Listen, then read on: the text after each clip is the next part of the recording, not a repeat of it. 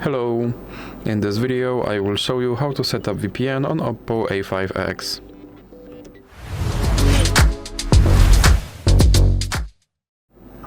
So you have to start by opening your Google Play Store, then click on search bar and type in Turbo VPN and click search. Then select this application and click install.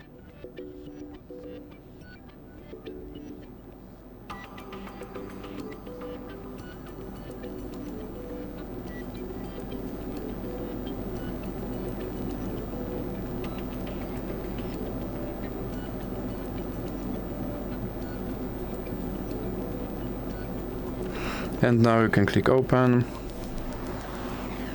then click agree and continue.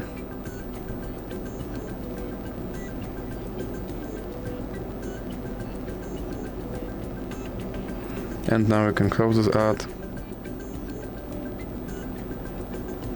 then click allow, and you can click on this button to start your VPN, then click consent